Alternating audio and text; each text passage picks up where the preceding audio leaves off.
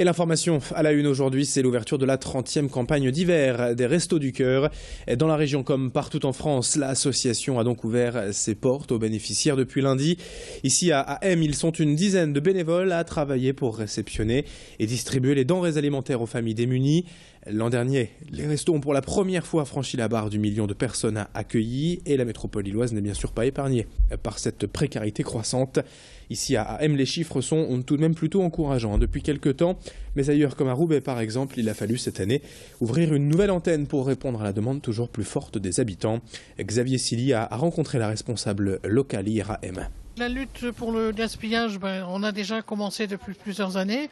Nous, par exemple, dans notre centre, nous allons récupérer ce que nous, on appelle ramasse dans des magasins de la ville et qui nous donnent leur reste les légumes qui n'ont pas vendus, qui sont encore corrects. Et au point de vue national, il y a eu une grande campagne pour les dons en nature, principalement chez les agriculteurs pour le lait qui est une denrée qui est indispensable, qui nous vient en principe de l'Europe, mais avec le fonds européen, comme il y a 2 nouveaux pays dans l'Europe, forcément on se partage le même quota de lait. Autre information dans l'actualité régionale en ce mercredi, l'événement Apathlon organisé demain après-midi par les étudiants de la fac de sport de Lille. Les étudiants de STAPS vont volontairement se mettre en condition de handicap afin de démontrer qu'il est possible et même conseillé, surtout pour un handicapé, de faire du sport. 6 ateliers au programme donc toute l'après-midi sur le campus pour recréer les handicaps tels que la maladie de Parkinson, la surdité ou différentes formes de handicap moteur. L'idée étant de faire découvrir aux étudiants la filière APA, activité physique adaptée, et surtout les métiers qui en découlent.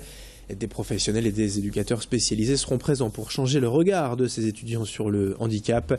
Rendez-vous donc sur le campus de la fac de sport de Ronchin demain après-midi. Plus d'explications au micro de Fanny Bourdillon.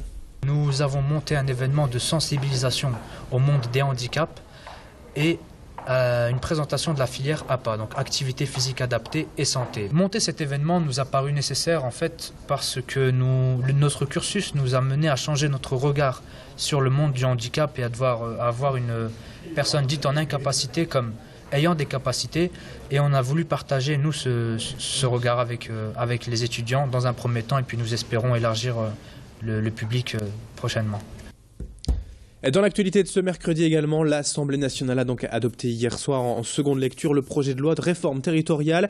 Le Nord-Pas-de-Calais et la Picardie vont donc prochainement fusionner. Une grande région au nord de la France qui semble tout de même logique au regard de l'histoire, du patrimoine et des cultures communes. La réforme devrait être adoptée définitivement par l'Assemblée d'ici la fin de l'année. Et la nouvelle carte des régions mise en place au 1er janvier 2016 reste tout de même à lui trouver un nom à cette nouvelle grande région Nord-Pas-de-Calais-Picardie. 7h33 dans le reste de ce journal ce mercredi matin. Quelques images de la 3e édition du Girls Day hier à la SNCF. Le technocentre de Lille LM accueillait cette opération visant à vanter les métiers du ferroviaire. L'entreprise proposait ainsi aux jeunes filles de découvrir l'atelier de maintenance et de réparation des rames, TER et TGV. Car contrairement aux idées reçues, ces métiers ne sont pas réservés qu'aux hommes.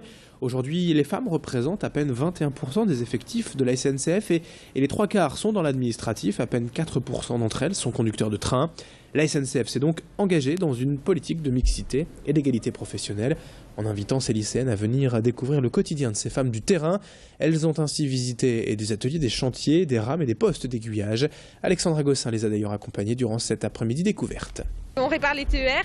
Je suis principalement au confort où je fais l'aménagement intérieur, les vitres, les doubles WC et les portes.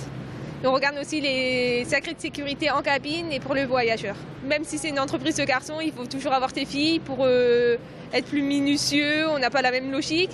Et il faut qu'ils foncent aussi pour entrer dans ces entreprises parce qu'il y a moins de femmes. Et il y a des métiers de femmes qui a beaucoup d'hommes et de métiers d'hommes qui a pas beaucoup de femmes. Par exemple, il y a beaucoup d'hommes qui font comptable maintenant, coiffure, et il n'y a pas beaucoup de femmes dans la maintenance. C'est un petit peu dommage, je trouve. On vous en parlait déjà hier matin, les 5 premiers noms du Main Square Festival ont donc été dévoilés. Et c'est déjà du lourd qui est attendu à la citadelle d'Arras début juillet. Avec Lenny Kravitz, Muse, Pharrell Williams, Chaka Ponk et Lilywood and the Prick. Les amateurs de musique ont déjà de quoi prévoir leur premier week-end de l'été dans la région.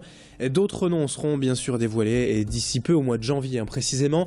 La billetterie, elle, en revanche, ouvrira dès la semaine prochaine, le 2 décembre à 10h, avec toujours des places à 49 € pour le vendredi et le samedi, 59 € pour le samedi et un pass 3 jours à 115 €. On ne manquera pas bien sûr de vous en reparler très bientôt sur notre antenne. On se quitte avec une petite info football. Le capitaine du LOSC, Rio Mavuba, devrait quitter le club en fin de saison. Ce n'est pas vraiment une surprise, plutôt la confirmation d'une tendance. La politique de restriction budgétaire du club lillois empêcherait en effet la prolongation de son contrat dans les mêmes conditions salariales. Alors à moins d'un effort financier, celui qui est aujourd'hui l'un des plus gros salaires de l'effectif ne renouvellera pas son bail avec le LOSC. Après 6 saisons passées dans le Nord, il reste donc moins de 6 mois à Rio Mavuba pour finir en beauté sa belle histoire avec le club nordiste. 7h36 en direct sur Grand Lille TV, la matinale se poursuit dans un instant avec la météo, les prévisions du jour et l'infotrafic en temps réel. A tout de suite.